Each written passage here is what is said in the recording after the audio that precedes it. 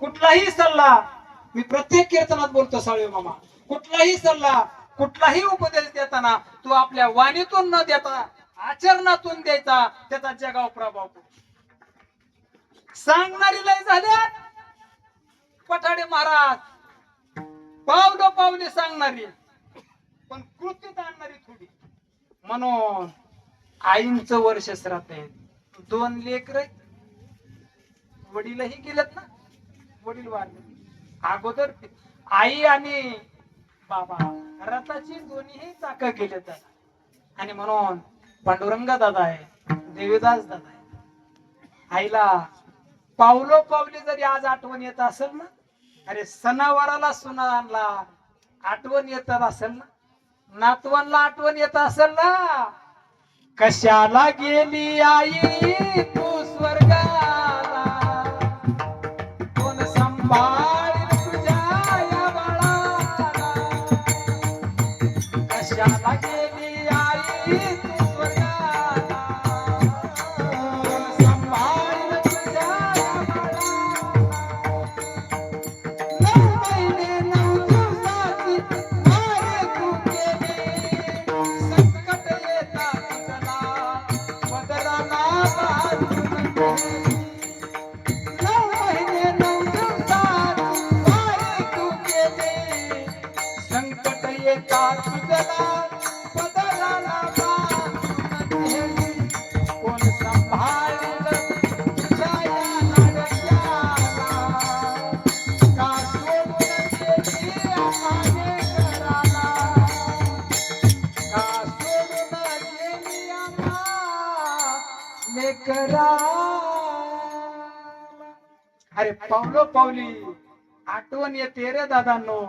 पूर्वेकडून सूर्य उगवतो, आई तो रोज पश्चिमेला जाऊन मावळतो ना, पण परत तो आपल्याला मामा दुसऱ्या दिवशी. अरे मातीची आड गेलेली आई, मातीच्या आड गेलेला बाप रे, करोडो रुपयाची इष्टक जरी दिली ना तरी परत भेटणार नाहीत रे, परत भेटणार नाहीत. आहे तोपर्यंतच त्यांची सेवा करा. अरे या जगात येताना पठाडे महाराज, जगात येताना भगवान श्रीकृष्णाला सुद्धा आईचं माध्यम वापरावं. भगवान श्रीकृष्णाला आईचं माध्यम वापरावं लागलं. प्रभू रामरायाला आईचं माध्यम वापरावं लागलं रे. आणि या रयतेचा राजा, जाणता राजा आहे ना. जर कधी तुम्ही शिंदखेड राजाला गेलात ना, शिंदखेड राजाला जर गेला ना देवा महाराज, आई जिजाऊच्या चरणावर नतमस्तक होण्यापेक्षा आई जिजाऊच्या पोटाला आपलं मस्तक लावा. का त्या शूरवागिनीनं राष्ट्रमाता राजमातेनं महाराष्ट्राला जाणता राजा दिला, रयतेचा राजा.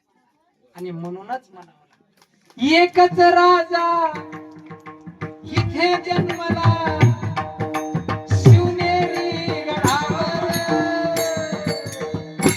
माझा राजा.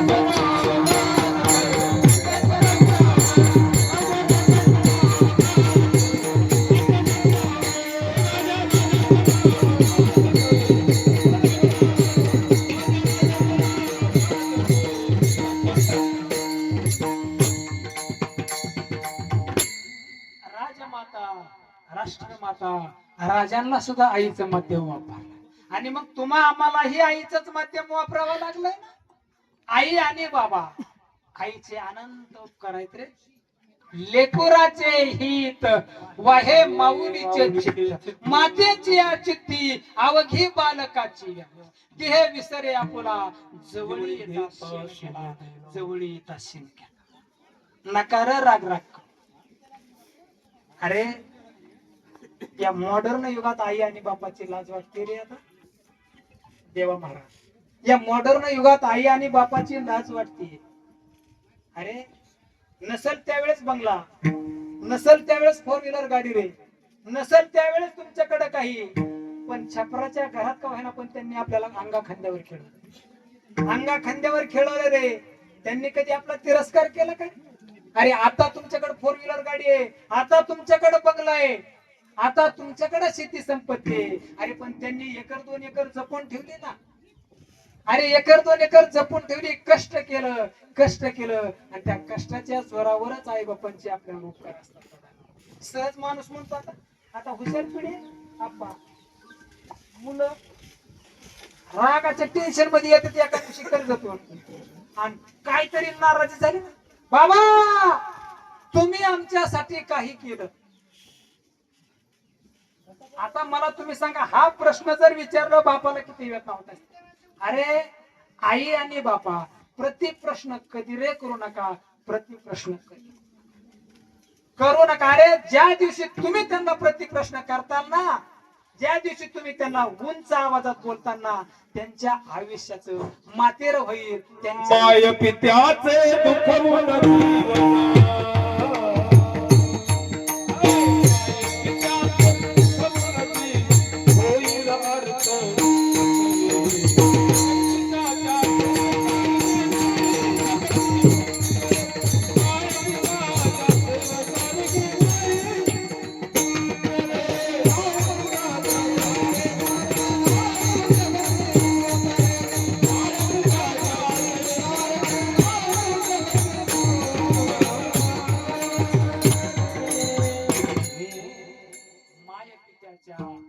सेवेला तत्पर राहा, सेवेला. आई सर्व्हिसला मुलगा लागलाय आणि आई गावाकडे. आता एकुलता एक मुलगा गवळी महाराज 4-6 महिन्याने आपला आईला बी नेला ना पुण्याला. आता ग्रामीण भागातली आई शहरात तिला कर म्हणायचे दादा अरे मला कर म्हणे. सुनबाई ते म्हणायचे आता इथंच राहा. आता आम्हाला नोकरी सोडून तिथं जमान का?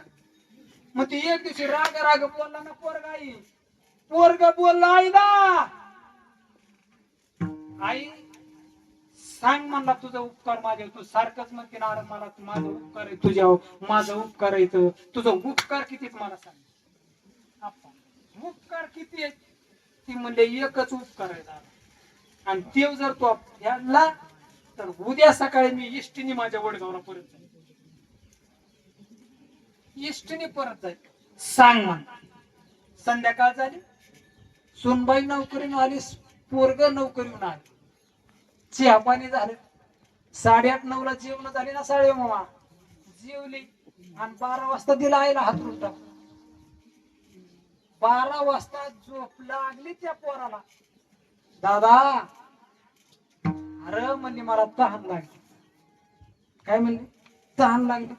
डोळं चुळीतच तांब्या भरून घेतला किचन मधला आणि आई पशी लिहा. आता आईने 2 गोट पिले, अख्खा तांब्या ढकलून गाडीवर.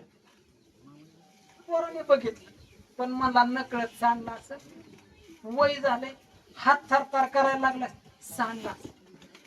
पुन्हा पोरग झोपाय गेलं. पुन्हा 2:30 वाजता हाक मारली, म्हणजे दादा हे बाळो मला ताण लागली.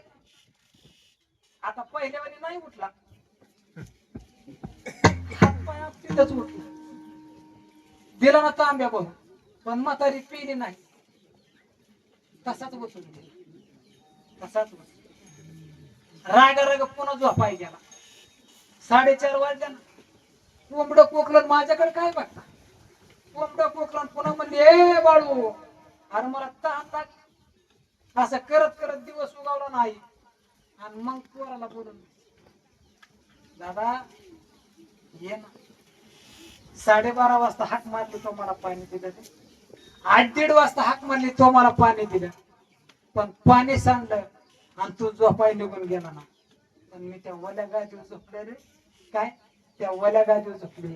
अरे तू 9 महिन्याचा होता ना, तू लघवी केली, तू खेळताना बाहेर येताना पाणी सांडलंय, त्या वल्या गादीवर तू झोपला होता ना, त्या गादीवर मी झोपले रे दादा, आणि कोरड्या जागेत तुला झोप. आईचं उपकार आईचं सांग म्हणजे तू काय देणार आहे माझ्या दुधाची परत, काय देणार आहे सांग ना. कोणी केली बाळा दुधाची उत्पत्ती,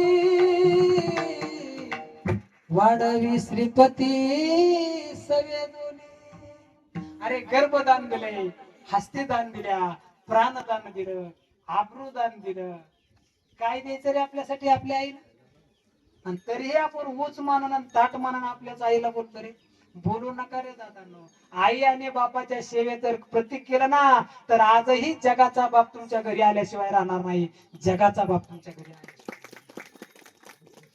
पण करायची कोणी? महाराजांनी. आता आम्ही रोज आप्पा कीर्तनाला बाहेर आहे आणि आमचंच आई बाप फाट्यावर चलत असतात. पंडित महाराज तुमच्या मी कार्यक्रमाने सवडच व्हायना मला घरी जायला जाऊ नको तू कुठं कीर्तनाला. तू फक्त तुझी आई आणि बाप सांभाळ काय. वेळच करू ना सकाळी एक दुपारी राडाच करू नको तू. तुझ्या नादाने चार टाळकरी बिघडतात. ते म्हणतात महाराज संपले नाही आपण तरी काय सांभाळणार आहे बा. ज्यावेळेस आपल्या तोंडात दात नसतात नाही बाळाच्या तोंडात दात नसतात चुरून चुरून चपातीचा घास घातली रे आपली आई. आईने आपल्यासाठी करायचं किती रे किती करायचं. अरे अंग आपण झोपलो नाही ना तर झाडाच्या सावलीला कामाला जाताना ती झोका बांधते. झोका देते रे दादा. गाय झोपली गोट्यात घरट्यात चिमुताई वरसात वेलीवर झोपल्या त्या जाई. जगा वेगळी ही ममता जगा वेगळी अंगाई. अरे भर उन्हात आपल्याला झोका देते रे आपण झोपी जातो. उठलो आपल्याला चपातीचा गात चुरून घालते रे दादा. दूध पाजते. त्या आईला म्हातारपणी किती द्यायचे रे आपल्या आईला आणि बापाला. लय झाला अर्धी भाकर आहे पठाडे महाराज. लय झालं एक कप चहा आहे. अरे ज्या दिवशी तुमची आई आणि ज्या दिवशी तुमचा बाप ओट्यावर नसेल ना तो कोटी रुपयाचा बंगला असला तरी आज निष्फळ आहे. कोटी रुपयाचा बंगला असला. 2017 साली माझे वडील वारले पठाडे महाराज.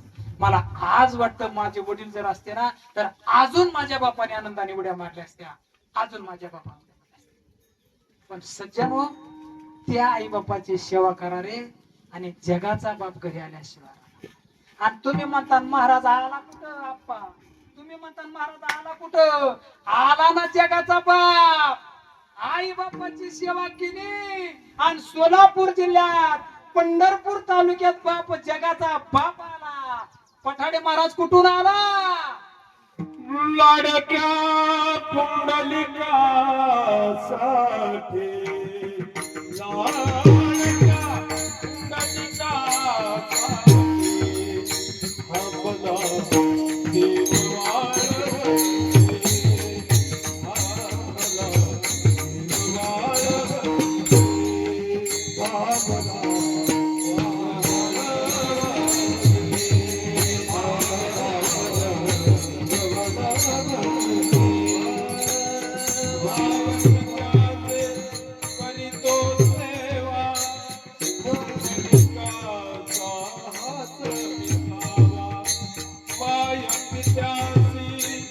करीतो सेवा पुंडलिकाचा